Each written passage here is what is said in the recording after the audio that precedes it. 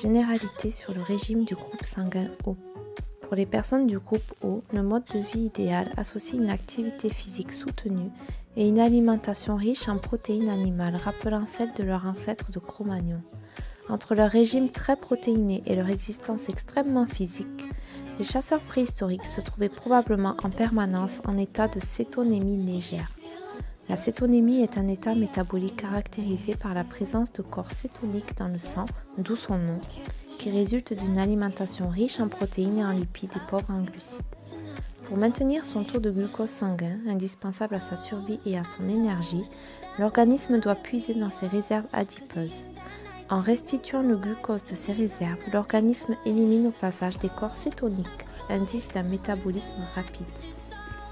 Combiné avec un faible apport calorique global et une activité physique constante, ce phénomène faisait de nos premiers ancêtres de minces machines à tuer, et il a sans doute permis à notre espèce de survivre. Le tube digestif des personnes du groupe O a en quelque sorte conservé la mémoire de ces temps héroïques.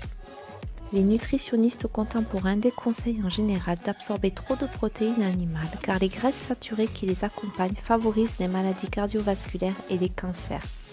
De fait, la plupart des viandes consommées aujourd'hui sont trop grasses et contaminées par l'usage inconsidéré d'hormones et d'antibiotiques que font les éleveurs. L'adage « vous êtes ce que vous mangez » prend alors un sens quelque peu sinistre. Fort heureusement, on trouve de plus en plus aisément des viandes issues de l'agriculture biologique et de bétail élevé en liberté. Le succès du régime du groupe O repose sur l'utilisation de viande, de volaille et de poissons maigres et sains. Les individus du groupe O supportent moins bien les laitages et les céréales car leur appareil digestif n'est toujours pas complètement adapté à ces « nouveaux aliments ». Une jarre de blé ou un verre de lait ne se chassent pas et ils ne firent leur apparition dans les écuelles humaines qu'assez tardivement à l'échelle historique. Perdre du poids pour le groupe O. Adopter le régime du groupe O vous fera d'emblée perdre du poids car ce régime restreint l'apport en céréales, en pain, en légumes secs et en pois. Or, c'est le gluten présent dans le germe de blé et dans les aliments à base de blé complet qui favorise le plus le gain pondéral chez les personnes de ce groupe sanguin. Le gluten agit sur votre métabolisme pour susciter un état opposé à la cétonémie. En inhibant la sécrétion d'insuline, ces lectines bloquent l'utilisation efficace des calories et leur transformation en énergie. Tout se passe comme si vous mettiez le mauvais carburant dans une voiture. Au lieu de lui permettre de rouler, vous bloquez son moteur. Le maïs produit sur vous les mêmes méfaits, mais dans une moindre mesure. Il est aussi beaucoup moins dangereux pour votre ligne que le blé. J'ai vu des personnes chez qui tous les autres régimes amincissants s'étaient révélés inefficaces, perdre du poids sans effort simplement en éliminant le blé de leur menu.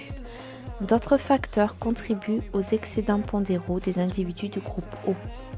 Certaines légumineuses, en particulier les lentilles et les haricots rouges, contiennent des lectines qui se déposent dans les tissus musculaires, les rendant plus alcalins et moins vigoureux en cas d'effort physique. Les individus du groupe O restent plus minces quand leurs tissus musculaires se maintiennent en légère acidité métabolique, car cet état permet à leur organisme de brûler les calories plus rapidement. N'en tirez pas pour autant de conclusions hâtives ni de généralisations abusives. Ce processus ne concerne que le groupe O. Rappelez-vous que chaque groupe sanguin possède un métabolisme spécifique. Le troisième élément régulant le poids des sujets du groupe O est lié à l'action de la glande thyroïde.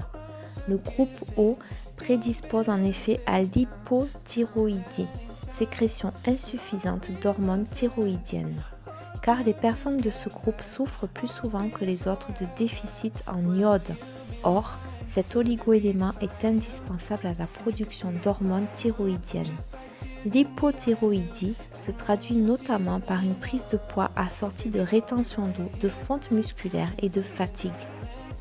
Pour contrôler leur poids de manière optimale, les personnes du groupe O doivent donc veiller non seulement, bien entendu, à modérer la taille des portions qu'elles absorbent et à choisir des viandes aussi maigres que possible, mais aussi à mettre l'accent sur certains aliments particulièrement bénéfiques pour elles et en éviter d'autres qui contrecarreraient leurs efforts.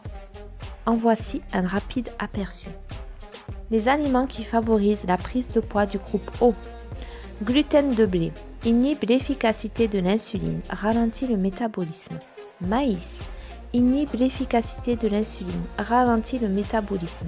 Haricots rouges empêche une utilisation efficace des calories. Haricots blancs empêche une utilisation efficace des calories. Lentilles inhibe le métabolisme normal des nutriments. Choux inhibe les hormones thyroïdiennes. Choux de Bruxelles inhibe les hormones thyroïdiennes. Chou-fleur inhibe les hormones thyroïdiennes. Feuilles de moutarde inhibe les hormones thyroïdiennes. Les aliments qui favorisent la perte de poids du groupe O. Laminaires, algues, contiennent de l'iode, accroît la production d'hormones thyroïdiennes. Fruits de mer, contiennent de l'iode, accroissent la production d'hormones thyroïdiennes. Sel iodé, contient de l'iode, accroît la production d'hormones thyroïdiennes. Foie, source de vitamine B, favorise un métabolisme efficace. Viande rouge, favorise un métabolisme efficace. Choux frisés, épinards, brocolis, favorise un métabolisme efficace.